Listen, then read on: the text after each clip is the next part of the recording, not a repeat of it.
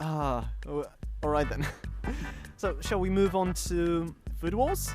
Shokugeki no Soma? Yeah, sure. Right, so The that's... chapter that revealed that Megumi is actually the ultimate mommy GF. Well, I know this series is just going to keep going with this stupid, like, food mafia thing. Yes, it's great. Literally all I need from this show is just give me an idea of what all the other Elite 10 are doing and then just end. Like, the only thing I wanted post-Azami was just give Megumi some more development and another spotlight, and we've had that. I could happily just wrap this stuff up now. I've got to say, I am all for this continuing, because if it was wrapping up after that, what the Asami arc, the bullshit the Asami arc turned into, I'd be very disappointed. Just moving sort of into predictions, although we can still discuss the chapter if you like. I think the Midnight Chef Mafia arc, whatever it's going to be called.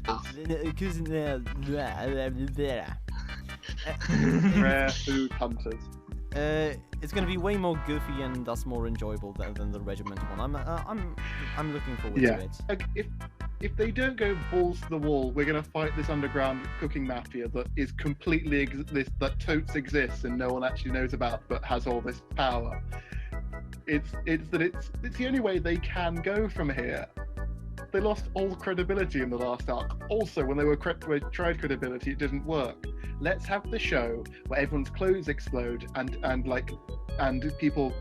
people get carried away by onion-headed fishmen.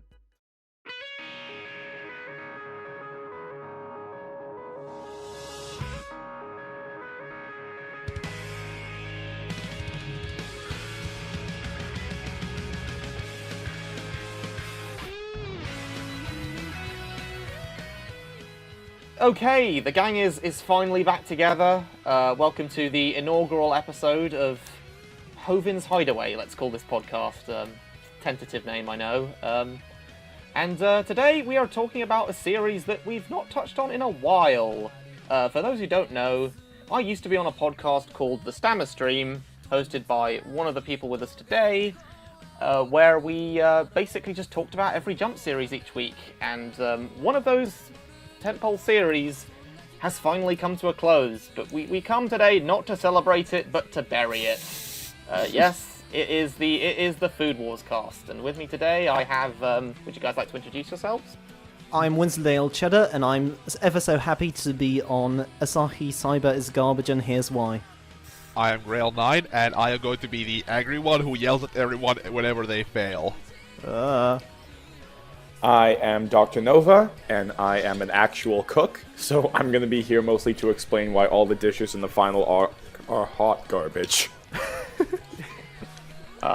Wonderful. So, I guess before we get started, what has everybody been up to recently? Well, I've been building up that whole yelling at everyone as they fail by playing a lot more Heroes of the Storm and ranked. So whenever some of my teammates who just do not retreat when I call it, is it so hard to not engage 2v5? Anyway, playing it a lot and hating people for being idiots.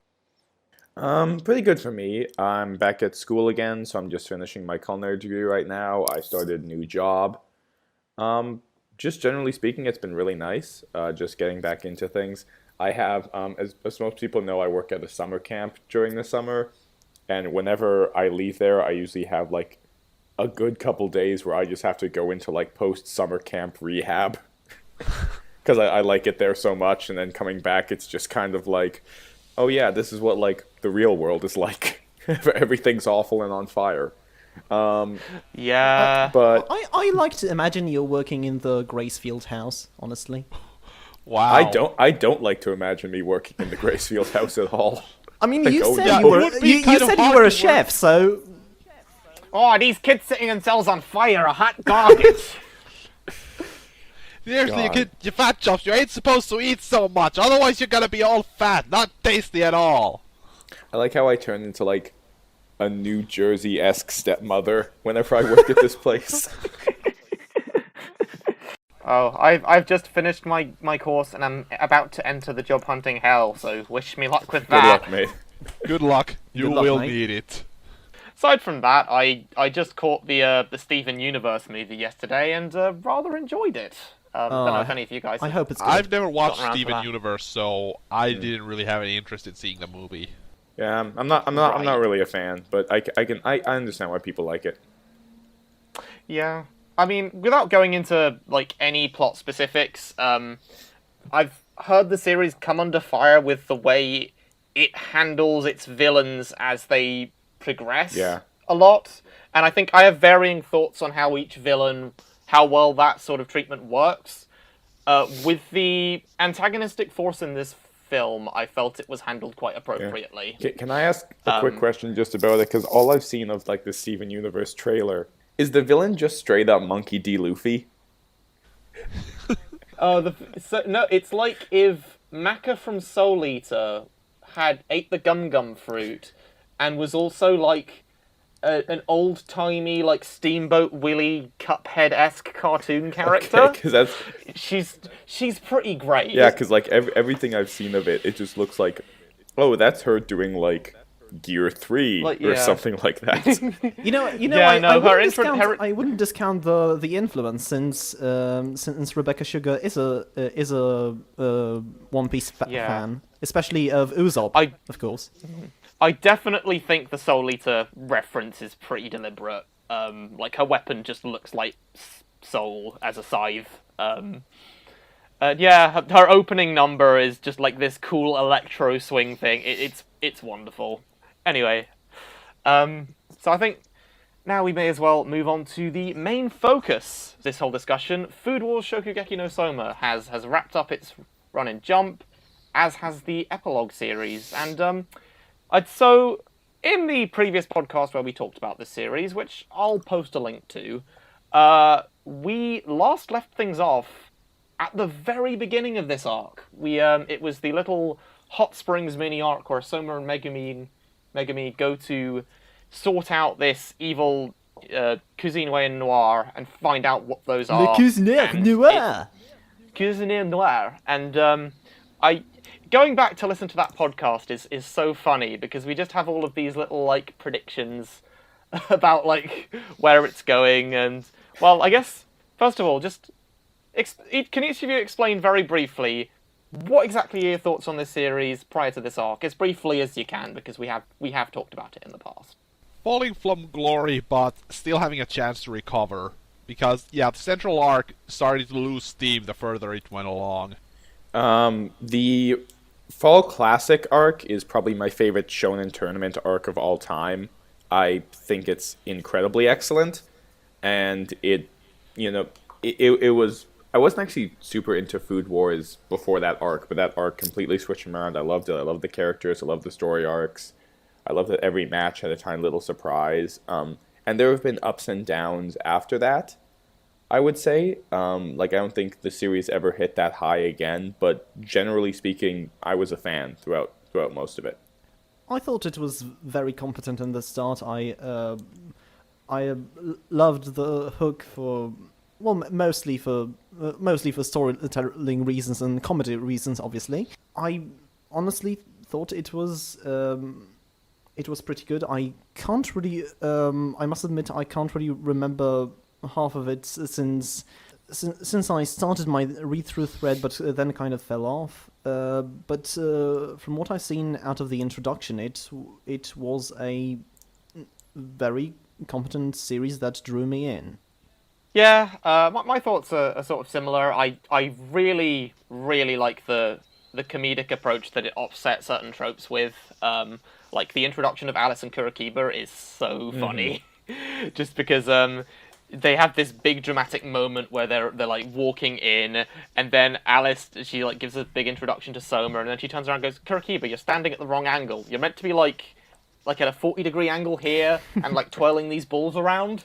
It's just like, why? I never do that otherwise. It's like, no, you need to have a gimmick, silly. They do really subvert these shonen expectations in the weirdest of places. One of the reasons why Takumi was one of my favorite characters at the start was that he made these all of these big shonen declarations that he's going to defeat Soma. And he just usually responded with just chill, mate. We're in a school, we're cooking. Yeah. So I think my highlight of the series was probably it was Megumi and Shinomiya's big confrontation and just the whole sequence leading up to the Shokugeki where Soma basically lays his own skin on the line to make sure she doesn't get expelled, and Shinomiya's whole critic from Ratatouille moment. That I think, especially in how the panels are laid out in the section where they show Soma challenging him, it's just it gets you so excited and invested. I think that was probably the peak of the series for me. And then I think, yeah, I did have more issues with it once the central arc kicked in, and there are parts of that arc I really dislike, but in the end, I can't come down too hard on it, just because I do think the way it rounded off, its heart was sort of in the right place. Like, I liked that it gave Erina the final victory, which felt appropriate given that it was her against her dad and that whole conflict, and it would have felt really, really, rubbish to just have Soma be the one who steamrolls him. But yeah, there were definitely some massive disappointments for me with that one. So, I guess, going into this one, what exactly were you guys' expectations for this new arc going forward? I honestly can't even expect anymore, though. I think when I heard of Blue, I thought it was going to be like an international tournament where we see all these crazy chefs from all different countries, like the tops of Japan going against tops of all the other rest of the world. Before it turned out it was tops of Japan versus all these crap outs that were supposed to make everyone look better, but were just really there to make the guys. Why the fuck were any of these guys invited? They all suck. I thought that the Hot Springs arc and the idea of Le Cuisinier Noir was very promising at the start.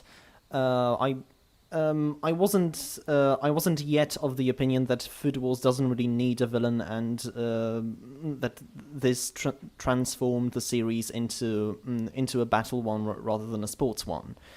I thought it could be a good opportunity to focus on the extended cast to get some new interesting characters in, and. I was really disappointed when mostly the focus was just on Soma and Erina, just as in the last arc. I couldn't help but notice that ending of the arc feels very similar to the conclusion that we got to the last arc, and just. We're mostly treading over the same thing, or just digging up things from the last arc that didn't need explaining. All the melodrama around Erina's family. I had a lot of issues just going into it, and I tried to push them down at the time because I wanted to be very excited, because this did seem like the final arc of a series that I really liked. But there just seemed like a lot of missteps. I didn't like the idea of the cuisine noir. I thought the idea of evil chefs just sounded like the dumbest thing in the entire world to me. Like, they cook, but they're evil cooks. Ooh, it just seemed dumb. Like Grails pointed out, I thought the potential for the Blue was so fascinating, in the sense that, you have all these incredible chefs from all over the world. Not only do you get a bunch of cool character designs, by necessity, by the fact that these are people from a bunch of different countries, you're going to have a lot of cool international cuisines to explore, so I thought that would be really cool. Of course, none of them meant anything. They were all just the same, numbnut background characters that we get in every single arc. And I think what's probably most disappointing is that going into the arc, I had no idea what the central stakes were supposed to be. Because at first it seemed like, okay, the central stake is Asahi's relationship with Soma, except Asahi wants to marry Erina, and now he's kidnapped Erina, and Erina's like, I really want to beat you, but also there's this other character who might be connected to Erina who we're not entirely sure about. But also Soma is like, listen, if I don't win this, I'm never gonna take over Yukihira. And it's just sort of like, even before the arc started, its focus seemed so split. And also, as I pointed out a little less eloquently before, it just seems like a weird idea to me to go into an arc with Soma being like, well, I have to win or else this happens, when Erina already has much higher stakes for why she has to win. Like the Fall Classic didn't need, like, Takumi going in like, listen, if I lose that Mezzaluna, I'm gonna fry my nuts off, because let me tell you. Yeah, question also, why were, like, Takumi and Megumi even there? They contributed nothing to any of it. I guess we are just getting straight into, like, okay, let's just tear into this arc. So I might as well give my sort of preface of, I really don't like being fatalistic about a series, even when it's being disappointing. Like, I want to believe the best in a, like, maybe I think mangaka can turn things around. Like, I really wanted to, like, burn the witch when it came out, even though Bleach continued to disappoint me as it went along. I really wanted to like the Samurai 8, even though the last arc of Naruto was pretty bad. And god damn it, the most recent couple of chapters in Eden Zero has actually given me the feels, but I know in my heart that Mashima might just fuck it all up by resurrecting a character that was, you know, dead in a flashback in a really effective way. So, yeah, but I really want to believe that he can't. So I had that sort of mindset going into this, and wow, was this arc just the best way to trample all over that. Yeah. I don't know if there was a single decision it took that I liked. Like, I guess the idea of here's just a bunch of ridiculous cartoon food mafia villains isn't inherently bad if you used it as a jumping off point to give all of the cast a cool shokugeki or an interesting challenge. And if you don't raise the stakes too high, but because it really is a good joke to base a series around, just like at the start, the good joke to base Food Wars around was that orgasm cooking. So now we have those evil mafia chefs who are a ridiculous concept, who are just bloody absurd. But then again, we introduce some stuff around Mana and Erina's backstory that makes all this stuff a bit too serious. And orgasm cooking was fine, but after one dish and another, and all of these visualizations of characters finding the dishes tasty in a weird, pervy way, the joke got old just around Central for me. So I thought the concept of Le Cuisinier Noir was a bit refreshing. It was a new joke. Except, and I'm just gonna say that, aside Asahi, I never cared at all about any of them, because how many of them did we get any focus on? Let's see, there was it Monarch and Sarge and yeah, that's it basically. And even then, there was basically like no characterization for these guys. Like, you could have replaced them with anything, and I don't think anyone would have minded. Yeah, when it comes to fucking Monarch, his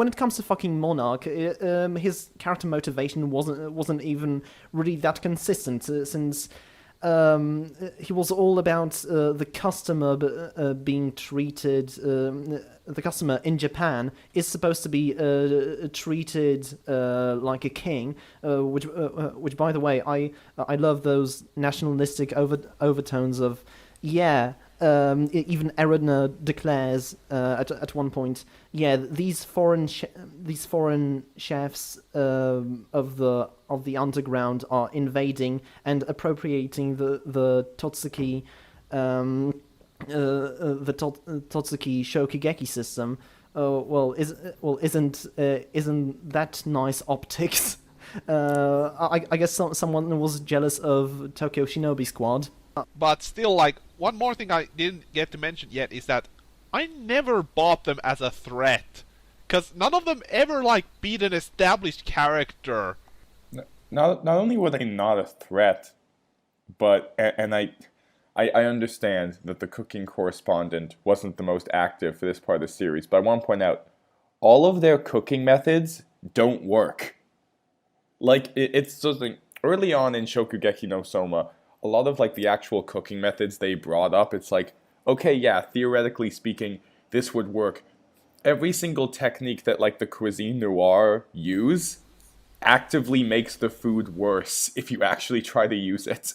Like there's a scene where Sarge is like, alright, I'm gonna take like this steaming hot piece of meat and slice it up with a chainsaw to make it more tender. And it's like, no, that's the opposite of what would happen. You tear it up, it wouldn't be tender, all the juices would leak out because you hadn't let it rest. And there's like a panel of like, I drain all the blood from my ingredients in order to make it better. It's like, again, you're just drying out your meat.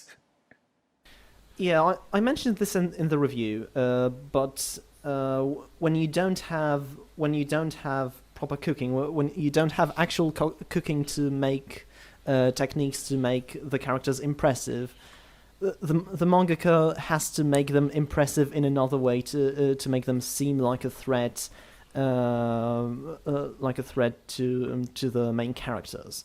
So you have the emphasis on flashy knife work, you have the emphasis on just weird methods of cooking that don't have the equivalent in real life. Which, by the way, if that's what we started with at the beginning of the series, yeah, it would be fine. But when you set a relatively realistic tone for what you're allowing in the techniques you use in your series, then any deviation from it in the late game is gonna seem a bit weird and dissonant. Mm-hmm. And something I'll point out too, because you sort of mentioned how like the food orgasm thing does kind of get old. I think what a lot of people forget is that Shokugeki no Soma wasn't purely sexual when it came to that stuff early on. You know, if you think about the big, food tasting moment from, say, the Hayama versus Soma match, where it's sort of like they're punching each other out, or the Megumi versus Kurokiba match where they get stands. Those are over the top and hilarious in a really entertaining way, but they're not all inherently sexual. And because of that... that's not really early on. That's around the middle of the series when when Food Wars joined Jump.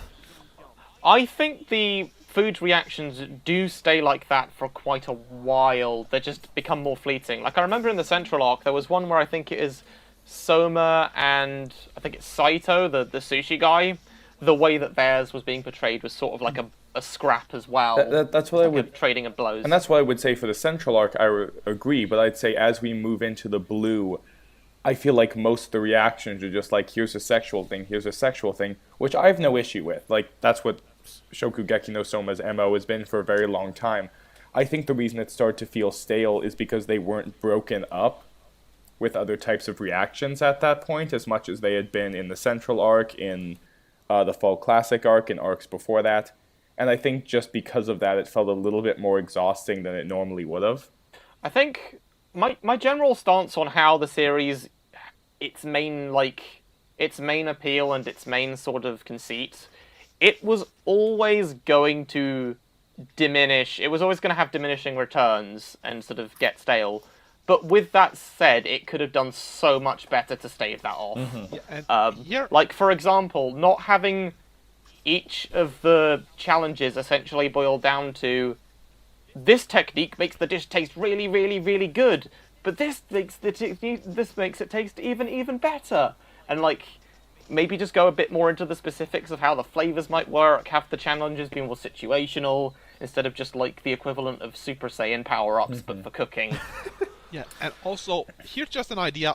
What if instead of having all these random mooks that are just there to supposedly show how much better the noirs are, though we have no reason to assume that they would be that good either way, because these mooks were just that, mooks. I have more of the impression they suck, but still on point. What if instead we brought along, like, established characters, show that even though they are still shown to be really good, Some of them don't make through the challenges. And the noirs are able to beat some of the more well-established characters, even though still our own side scores victories. And even the one character they brought back, they completely wasted. Asahi. Wait, not Asahi. Tsukasa. Yeah, Tsukasa. Sorry, yeah. Tsukasa. Like, he was used to job for Asahi. Why? We already had him beat Saiba. We didn't who even is see what he known to cooked. be one of the best chefs in the world. Yeah, there wasn't really any doubt that he was key, or Takumi or Megami were going to lose. I guess Takumi didn't lose to him, but yeah. Yeah. Yeah, still, even then, Megami and Takumi, neither of them contributed anything to this last arc. It's unfortunate because I'm, personally speaking, I love when the final arc of a series is about celebrating the series as a whole. I think why the ending of Zatchbell always struck with me so strongly is because the third act of that entire final battle is just celebrating everything that's come before it, and it reminds you of all these different characters who you've met throughout the series who have disappeared now, but now, you know, you get all these reminders to them, and it just makes you, you know, so nostalgic for the series as a whole, so happy that it's gone so well, and sad that it's ending. And the final arc, if you were to ask me, do I think it celebrated Shokugeki no Soma, I'd say not really. I think it celebrated Soma, because I think, like, you know, every single match Soma just cleans the floor with the person he's working with. But yeah, I would say, like, well, Megami got completely destroyed, Takumi got completely humiliated, Tsukasa got beaten and we never even got to see what he cooked. None of the other characters really contribute in any meaningful way. And all of the character development that Erina got in the last arc that turned her from, you know, a character that a lot of fans were split on to a character that I think a lot of fans enjoyed quite a bit. And it just completely assassinated all her goodwill when, like, the awful character of her mother showed up. Yeah, I was going to get to that. What are people's thought on how this arc leans further into the God Tongue as this sort of, like, curse? I think it was an interesting idea at least, but it just was not executed well. Like, the way we saw Erina, even early on, like, this was cooked like 3 seconds too long. It's shit. Go away. I hate you. You are not going to Totsuki. But that was almost always played out as more a, oh, she's a bitch, and never more as the, oh, it's that accurate that even smallest deviations make it taste like crap. And here it's just suddenly brought into that, so it did not get the build-up it needed. Yeah, I think it would be interesting if anything had been done with it, because we never get to see Erina actually grappling with it. Erina doesn't get to have an arc about this. She just has to get, like, oh, I have all this anxiety about it, and I hate myself, and this is awful, and then just Soma's like, hey, snap out of it, and she's like, holy shit, you're right! And her character regression in this whole arc, like, it was almost immediate. Like, see my mom, okay, I'm suddenly gone back to what way I was. Not even as some, like, consequence of long breaking, just seeing mom regress character arc completely so that we can resolve something in this arc. Yeah, it did. It went from one handling of her, which I was sort of mixed on, because I don't like that it was all leaning on a love triangle between her, Soma, and Asahi, because Soma clearly wasn't even interested, and we'll get into what makes that even worse later. Oh, God. But, at the same time, there was, like, an angle I could understand, which was, okay, Asahi is playing to clear insecurities and things that could easily manipulate her, like being that very gallant fairy tale prince, which is something that clearly is very her sort of shtick. Like, she loves shoujo manga and all that sort of thing, and he's basically playing up himself as, like, the lead of one of those kinds of things. But then, yeah, as soon as Mana came along, it just derailed it. I love that he's pretty successful in wooing her, and then he just decides to kidnap her on the spot because of why the fuck not? Yeah, I mean, it seemed to be going well, but then he just, fuck it, let's see if this works better. Why was he even a professor? Like, was there ever any point to that in the end? The thing is, I don't really mind romance in Food Wars. as a concept, since it was somewhat established at first with Soma's dad telling him that someday you must have someone to cook for, and that's definitely calling back to that. It was definitely what they were going with Asahi, but well, the fact that they don't focus on romance for such a long time in the series doesn't really transition well into this. And why the fuck Asahi wants to even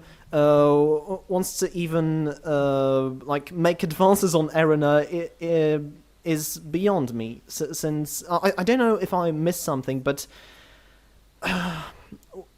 one of the backstories that he gives to Erina, that he wants to be Soma because he wanted Soma's dad to be his dad. I guess they were trying to make that connection by him trying to propose to Erina and so on and so forth, but there wasn't really any indication in the series that Soma was visibly interested in Erina.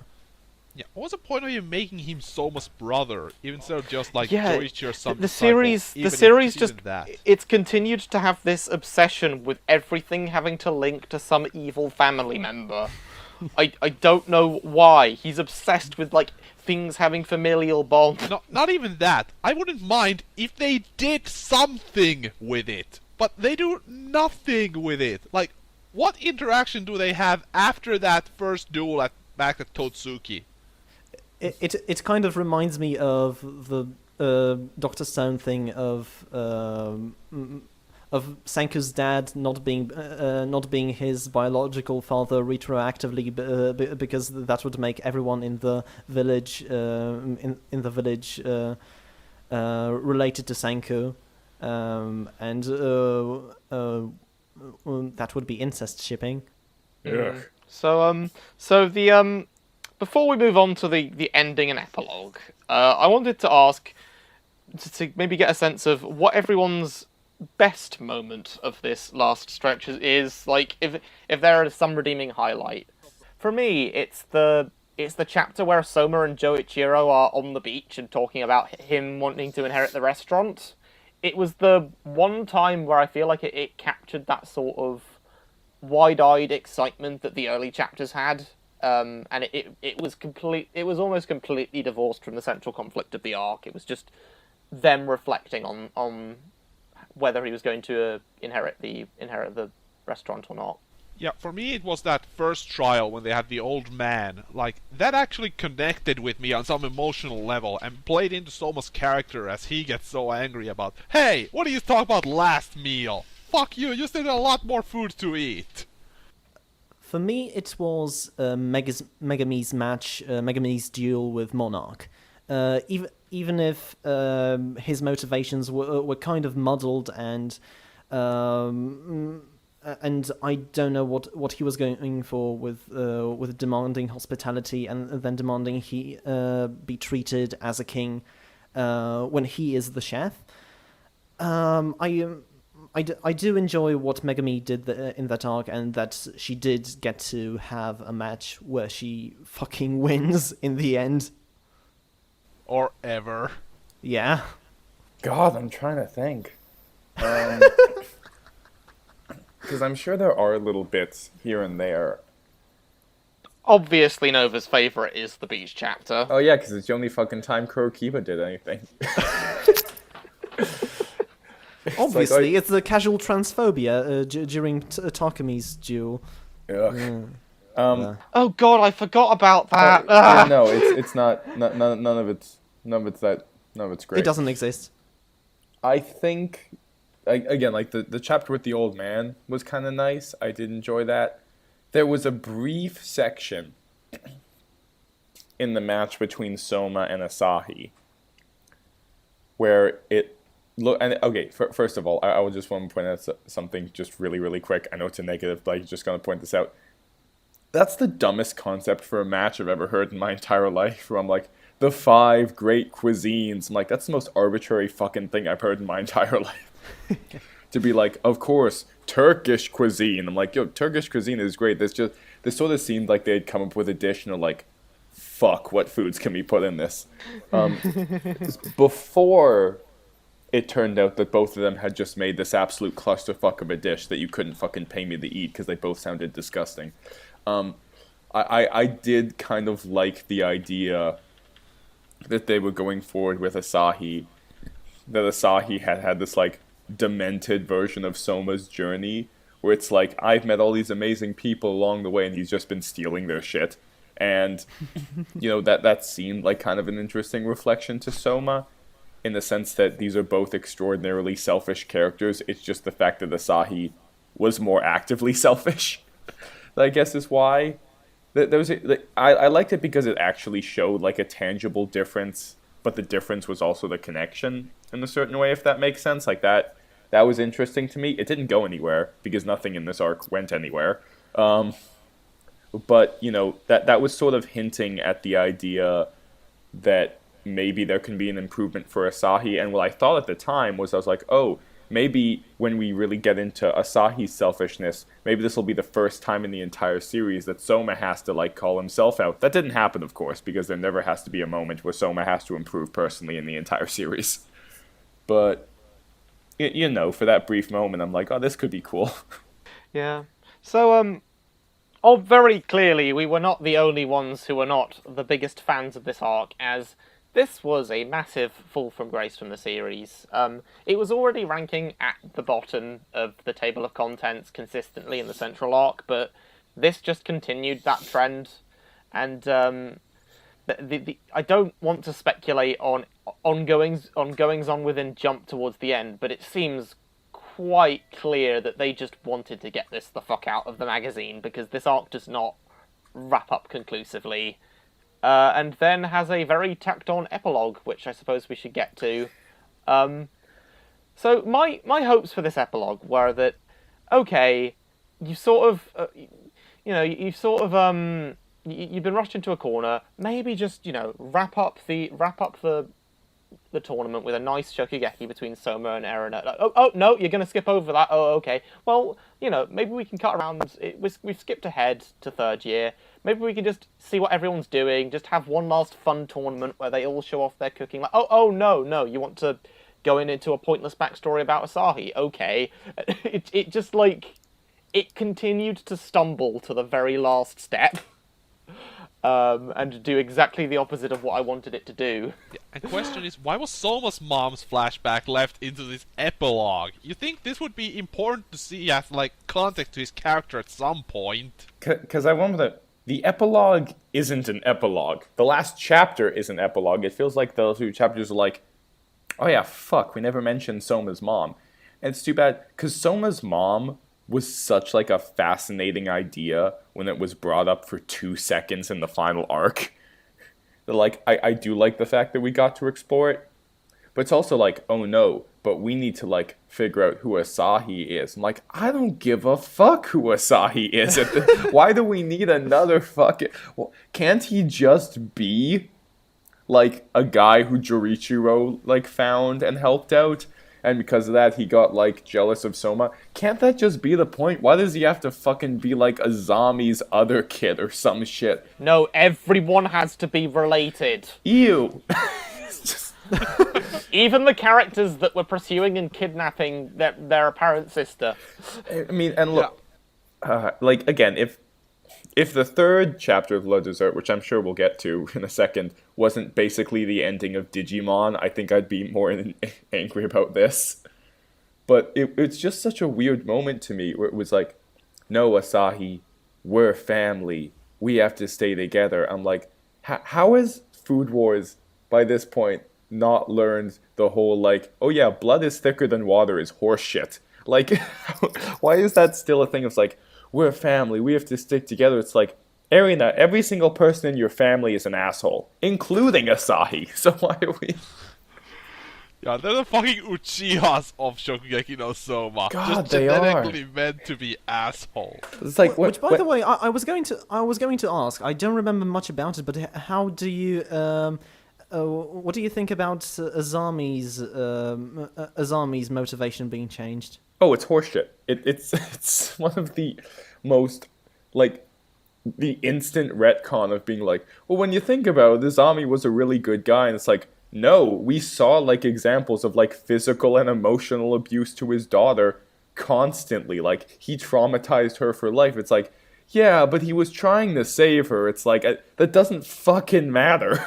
Not to mention the financial extortion of many, like, restaurants and such. Not to mention the fact that, like, he fucking ruined so many people's lives along the way, and just it's just so bizarre to be like, you know, when you think about it, Azami was trying to do the right thing, and it's like, look, if I really hate, like, a bunch of wasps in a tree, so I burned down the forest, I was trying to do the right thing, but I fucked up the 100-acre woods pretty bad. Bolsorano is burning down the 100-acre woods for political gain. Was that a bit too topical? No, this whole epilogue really did feel like just a bunch of, like, story scrap ideas that the writer wanted to throw in there, but never fully formed or allowed the time to breathe. And I He don't didn't know think to, why. like, I don't know structure- why they were planning even more, since the ending of every arc since Central has been like, okay, here's where we end the series. But apparently no. I never felt like I got a good sense of what any of the cast were, how they'd improved. I never, like, got a grounding of them after the initial time skip to being in second year. So then, in the epilogue, to get another one to third year, and then in the last chapter, just another one like, 10 years later, I just, it got so tiresome. Yeah, and the last chapter I would have to say is the worst, because it's just nothing. It's a waste of time. Like, we see everyone's doing pretty much what you would expect them to do. They don't interact at all.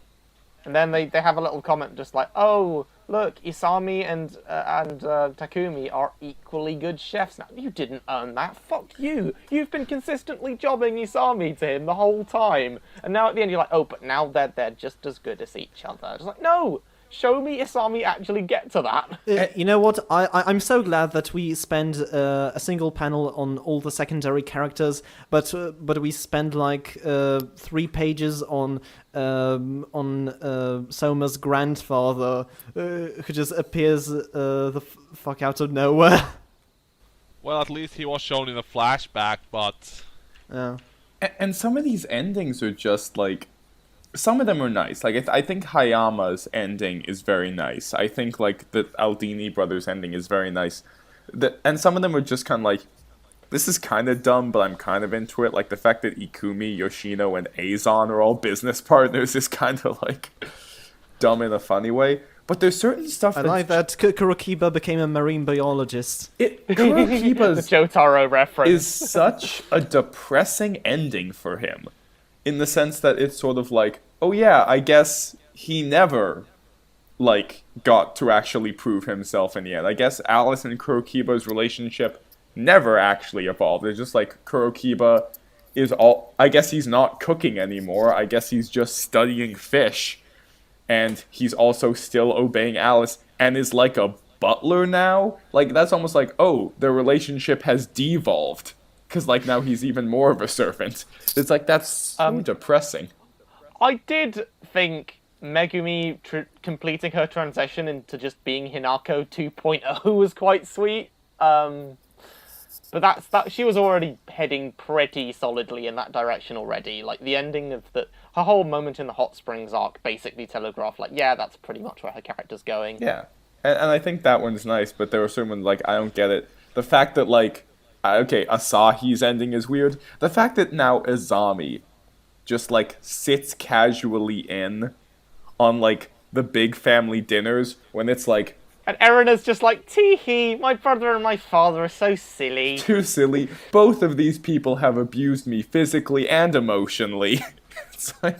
I don't think I properly dealt with that after all these did. years. The fact that, like, now Erena's mother, it's like, I'm just here. Because, like, the ending is trying to do this, like, forgive and forget kind of thing.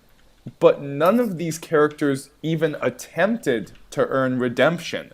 Is the thing, like, Azami didn't do anything to try and redeem himself. Asahi didn't do anything to try and redeem himself. He just got forgiven. Erena's mother was actively horrible throughout the entire arc, and now it's just kind of like, yeah, now I'm just kind of cool with this, I guess. And just the final panel is just supposed to be like, look, what a happy family, and it's like, this is really sad. It's like, all these people shouldn't like each other. Kurokiba's there, who apparently is just like a waiter to the worst fucking family in the world now. It's, oh god, it's fucking depressing. Yeah, and if we talk redemption, let's compare this to a series that did it really well. And that is My Hero Academia, because Endeavor was, I would say, a bigger dick than any of these guys, or at least on the same level. But when he got his redemption, first off, it wasn't instant like, I have been a horrible person, so I am now forgiven for it all, because I admit it. Yeah, he admits it, he starts making reparations, he apologizes, and he's not immediately forgiven. But it doesn't mean he goes to self-pity of, oh, woe is me, I can never be forgiven for being such an awful person, feel pity for me, because I am sad. He just thinks, okay, I'll still need to redeem, I'll keep doing it. I might not be able to completely get forgiven, but I'm still just gonna have to bear it. I did shitty thing, I'm paying for it now. And what's also good about Endeavor is that series is still, like, slowly but surely doing that transition, because I think a lot of stuff, it's like, I think even Endeavor fully acknowledges, like, no, I haven't fully, like, made reparations with my family. I haven't really paid for what I've done. In fact, I'm still kind of reaping the benefits right now because I'm the #1 hero. And it's very much a slow burn with that. Whereas with this one, it's just kind of like, and fuck it, I guess they were all good people. It's like, these were all actively horrible people. I don't know what you guys are talking about. I think Azami's redemption was pretty alright. I mean, it was foreshadowed by him skiing dorkily to the place where the cuisine was taking place. It was foreshadowed by just like Azami, the series went hurtling downhill. I mean, really, I just think all of Les Desserts should have just been constant panels of Nikumi cooking and doing foodgasms. That should have just been the whole thing.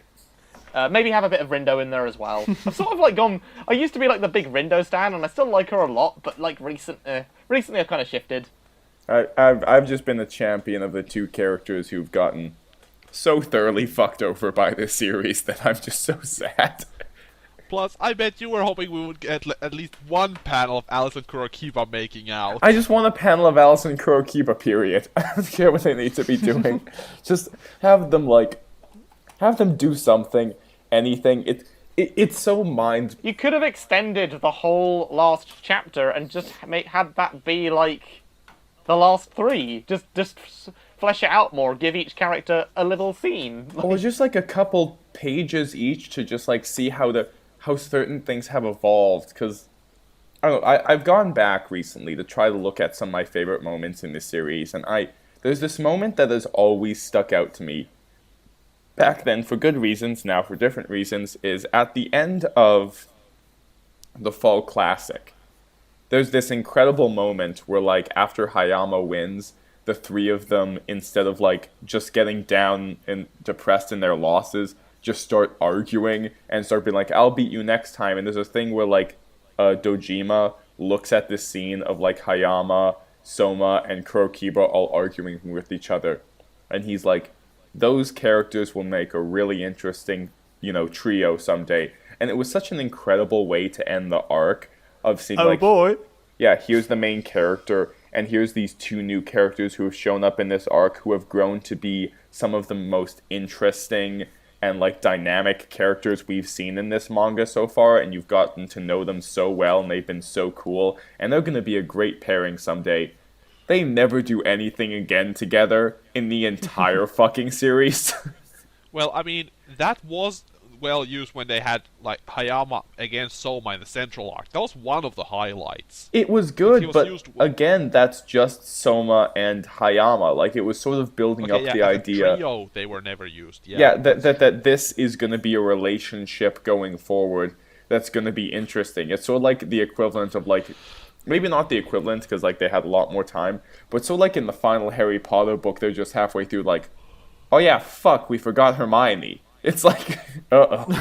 Like, it's like, that's, like, it's nice, but these characters were built up as, like, this dynamic trio, and now they have, like, little bits of relationship here and there, but it just sort of reminds me, like, there are so many things that never really got a follow-up.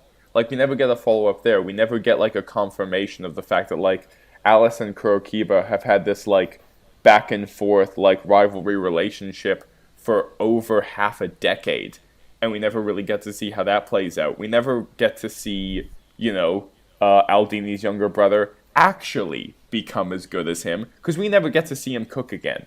We never get to see, you know, Hisako and, you know, really dealing with the idea of, you know, being beaten by these other cooks but finding out what she can excel in. We never get to see the other Polaris Storm characters do anything ever again. And we never really get to find out if Mimisaka actually, like, came to terms with his own cooking style, or if he was, like, okay with copying other people and what that meant for his character. And I understand how it could have been hard to fit these all into the final chapters, which is why I think, again, they should have fit this into the final arc. I think the blue would have been a lot more interesting if we were like, fuck the evil chef's idea. Let's take all these characters who we've had throughout the series, and let's just give them moments throughout where we can see that, like, even if they don't win their matches, maybe they push forward in a different way. But that didn't really happen, because in the end, the mangaka was only interested in telling the story of Soma and annihilating the story of Erina. That was the one really good thing about the central arc. Yeah, I don't know whether you would agree, but I think that's more of a problem that appeared throughout the series. The manga not really being good at establishing a secondary cast that stayed throughout the series. I think it helped. I think it actually did very, very well until half of the cast was cut halfway through Central. Because I'll be honest, I think it actually did a very good job of balancing the cast for a while. You know, in the Stagiaire arc, when it's like, okay, here's Hisako, who's getting a little bit of a shout out here. At the beginning of when the Central arc started, where it's like, okay, here's Kurokiba, who's going to get a Shokugeki. I think they did well at one point in, like, just pushing forward, hey, here's going to be another character who's going to come in and shine for a little while. I think it was unfortunate when, like, half of them got cut, and instead it's like, okay, so who's left? The three main characters, Erina, the copy dude, because thank fucking God we got him here, and then, you know, the other members of the council. Those are, like, the big characters now. And then after that, I don't really think it ever recovered from there. So I would say I do agree that it was a problem. I don't think it became that big. It was a problem I could forgive before the Central arc, because I thought that for the most part they did good jobs of, like, giving little characters little boosts here and there. You know, but there were signs of it before, since at first we had the Polaris Storm characters, which kind of became forgotten as Soma gained newer and newer rivals, which then became his secondary cast. And did we ever see Ibusaki do anything later on? No, I would say that I think they had different kind. I guess it depends, like, what you were really into for those characters, like, because I would say, like, in terms of, like, the really cool cooking Shokugeki characters, I do think we still got those. Personally, I like the Polaris cast as more of like a cast within the dorm. Like, I think they got to do some kind of fun stuff during the Azon one, where it's like, what's Polaris doing? Oh, they're fighting people off with like riot hoses. But I do agree that I think if you were somebody who like was really into the Polaris characters' cooking styles, I could get it. I don't know why one would be, because there was one person whose only gimmick is, yeah, I use fermented rice and fucking everything. And one person who's like, I'm a food historian. I look up food flavors. It's like, I think everyone does that, dude. I think in Marui's case it was a bit interesting since I think his deal was that he had a lower sense of smell, a sense of taste than everyone else, and so he had to do more, make up for it and do more stuff by the book, which I think was a pretty neat idea. And in general, I don't like having those characters be just there to be relegated for the peanut gallery, since I don't really like how the manga handles that. I could see that. I get to. I guess it sort of depends on like which dynamics you find more interesting. Like, because I would say that like I did like the Polaris cast, but I did think there were more interesting dynamics that did get a better focus as things went on. Like, I would personally say, if I would say I did like all the characters, I only really started to love certain characters when the Fall Classic came up, and we really got to see these interesting dynamics for certain people. And I also personally think that's when some of the most interesting characters in the series got to actually show up and do some cool stuff. I can see that, yeah. I think it's just a general problem with like modern shonen is ever since, and this has been an issue in shonen for a while, but I think Naruto was the big one that started it, is I think that for the most part, a lot of shonen series think that they have to have these gigantic casts. And I think no matter what, as a reader, you're going to get burned in that scenario, because even if you have certain characters who you absolutely love, who you like to see all the time, there'll be certain characters who you'll be like, I really wish they could do that. We have that in My Hero Academia a lot, where there are certain characters who we really love who don't really get to do as much, and then there are certain characters who, you know, go to the forefront a lot, or ones that have gone back and forth, like Ida. And I do agree that's an issue in Shokugeki no Soma, but I think it's emblematic of the shonen genre as a whole right now and the direction it's been going in for the past few years. So the Food Wars, despite being an allegedly dying series, one thing I found very interesting is that they've been giving it an overwhelmingly sort of loud send-off. Like, not only with this Les Dessert thing, but giving it a final season of the anime, which I have incredibly low hopes for, because the budget for season 3 was absolutely terrible, and generally speaking, the way things work a lot of the time, the way things work these days is when they're like putting out a final season of something, it's just going to be like a last minute rush job that they'll put very little resources towards because they just want to shift a few more manga volumes. See Fairy Tail final season for that. But I do wonder if they're going to adapt the entire rest of the manga, or what I'm hoping, they just finish off the central arc, which they're still in the middle of the big tournaments at the end of it. Like, they ended on the Kino Kuni match of the last season. And I do wonder, I would like it if they just adapted that, and then maybe just did the OVA thing. That's such a funny way to, like, end the season, to be like, the Kinokuni match, holy shit. It was... What's Yeah, Kuni that one that fought Soma and had some connection to, what was his... Ishiki. Yeah, The Soba Ishii. one. That was so... that reminds me of, like, that one season of the Battle City thing of Yu-Gi-Oh! Where, like, how are we ending the season? Merrick versus Bakura, holy shit! And it's like, I guess. I don't know, I was pretty into that as a kid. Yeah, me too, when I read the manga. That was, like, kind of a big thing, that, like, the two main villains fighting. I was into that. I think it was just because I didn't have cable as a kid, so, like, when they said, like, the Yu-Gi-Oh! Season finale is happening, and, like, they recorded it for me, and I watched it, like, oh my god, and I watched it, and I was like, wait, what? Like, And again, it wasn't a season finale to me because I just read the manga. No breaks there. yeah, and I didn't have access to that as a kid, so I guess I could see that. Well, I didn't have access to anime, so... I didn't have access to it either. I told you I had to have her friends record it for me on like a VHS. I watched all of Yu-Gi-Oh on YouTube when I was like 11. Should we get back to Shokugeki no Soma? No, I want to talk about you. No! Yeah, of course. I guess I would comment that I still yet to read Yu-Gi-Oh! I only know the series through Little Karibo. I will actually ask, how would you say this ending compares to other manga endings, specifically shonen ones? Because I think it might be my least favourite. Like, I can think of elements of the last, like, the Blood War in concept. I think it's fine. Like, I like the idea that it's a bunch of drawn-out fights focusing on different tertiary characters. Like, I think if he'd been able to flesh that out and give it more of a climactic conclusion, it would have been serviceable.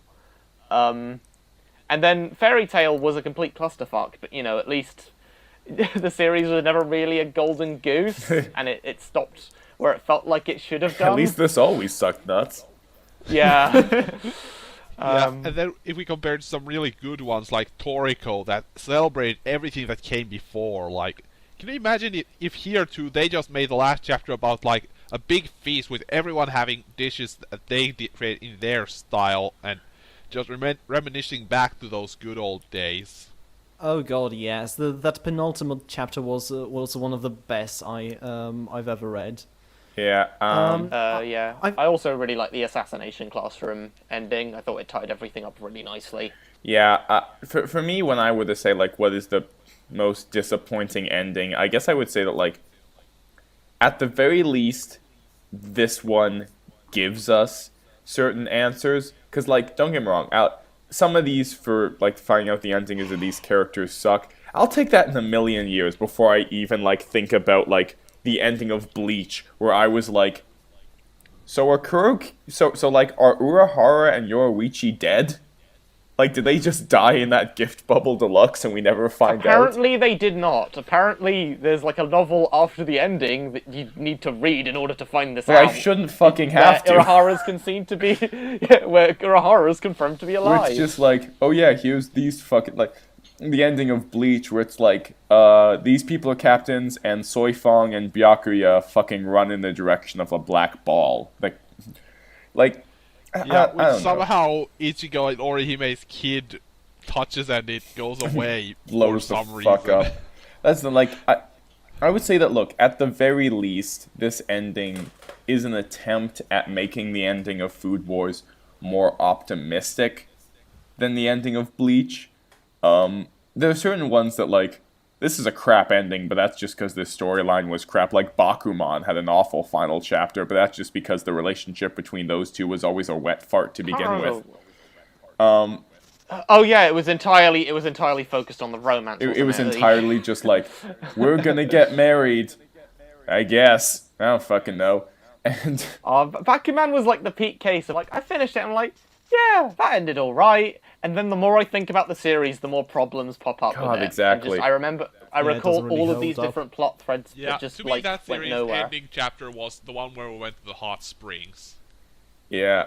Oh yeah. So I would say that it's up there in terms of endings where I was just like, yeah, fuck it, okay. I don't know. It's hard because like series that have had bad final arcs have totally left me in a very happy place after the ending. Naruto was like that. Eyeshield 21 was like that. Eyeshield 21 had an excellent ending.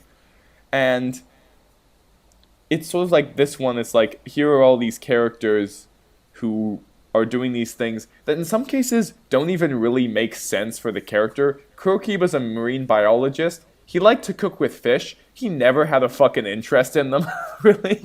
But Nova, Jotaro Kujo was a marine biologist, and it's a big meme in the JoJo community, and Kurokiba had a match where he got a JoJo reference, so it makes complete Well, why isn't Megumi fucking in a stone prison or something then? Well, that would have been a very different ending. That's promising a sequel series where Megumi has to fight food battles in this prison with all the noirs. Surprise, Has motherfuckers. become Oh my like God. the kingpin of the prison. Ah, shit. I would read the shit out of that. Oh fuck yes, I would read one. I would read a series so badly where it's just part 3 of JoJo's Bizarre Adventure, but it's fucking like Kurokiba, Alice, Hayama, just a bunch of people finding so they can find a vampire to like feed him a dish with a fuck ton of garlic and kill him.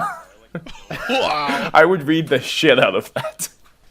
I would just say that this series towards the end was just like a balloon as you let air out. Like, it just starts to have less and less impact until in the end the final few chapters were just the balloon sitting on the floor, completely empty. Yeah, it's just there, nothing. And you will glance at it and never think about it again. I just to leave it off, I guess I would say that like this is my least favorite type of final arc for a series where it's like, look, the final arc of iShield 21 sucked, but it didn't like actively make me irritated in terms of like character choices, and this one really did in terms of like, oh, your abusive father, we really just had your best interests at heart, or like your abusive mother who completely abandoned you and, you know, morally scarred you for life, is really kind of a nice and wise person when you look at it. Like, oh, my grandfather really put all the pieces together, and he's like I made a school with like the best cooks in the world, so you know you would grow. It's like, I feel like that's what you are. That's your whole fucking business model, dude. And that's just what I would say is that I do feel like for the ending of this series, it's not a good ending. I think the elements of like being like all these horrible people are actually great when you think about it actively made it bad for me. I guess my concluding thought would be, if you're going to make a series whose main hook is this is actually food that you can actually make at home, don't make cooking knives superpowers in the last arc. Yeah, that's also one thing. Like, Asahi was just straight up magic. They never explained how the hell that worked. I'd fucking love to see someone trying to make that stupid ass soup pie at home. To be like, this pie is so soggy and breaks apart. It's like, yep, that's what happens when you put liquid in a fucking pie, idiots. Yeah, but it didn't go soggy because I have magic food making power. Because I coated the inside of this pie with plastic wrap. It's like, I can't eat it now. I mean, edible plastic wrap. That's actually a thing. It is? Yes. Huh. But it's not like huge. Like, if you made a whole thing, it still tastes like plastic. I've never tasted plastic. Don't. Never tasted plastic? Maybe I should. Oh, I mean, even vicariously, when you use like just drink from a water bottle, you would taste some plastic, which is kind of a bland taste. Not enough. Anyway, so I guess we may as well plug where we can find our stuff. You can find all of the Stammer stream stuff at on Wensleydale's YouTube channel, but I will provide a link to it. It's youtube.com/c/WensleydaleCheddar. And follow me on Twitter at Hovin with an H. What do you guys want to plug anything? If you want, you can follow me on @NuclearAndroid on Twitter, but anything other than that, not really. I have a YouTube channel. Oh wait, I already plugged it. Okay, I guess follow me on Twitter at WensleydaleCheddar, and I also have a Patreon for my manga review / video essay series, Manga Mosaic. And hopefully he should already have a Food Wars video up He by does. the time It I was get around uploaded to. around the start of this episode. Yeah. Oh, excellent! I can't wait to get to watching that now. For me, follow me at, Instagram at Jonas Snow for all my chef stuff. And I'm currently working on the tentative first scripts of a radio play-esque podcast, just kind of like 15-minute bedtime stories that kind of have a continuous plot to them. So stay tuned for that in the next couple months. Alright. So, yeah, thanks for joining us. Next time we'll be talking about a manga that calms us all down and just, it doesn't rile us up at all. Yeah, that's right. We're going to be doing an episode covering the entirety of Cross Account. So, yeah, look forward to that, guys. Oh boy! Joy! Happy days and sunshine ahead. Disclaimer, we will not actually be covering Cross Oh, Account. fucking thank God.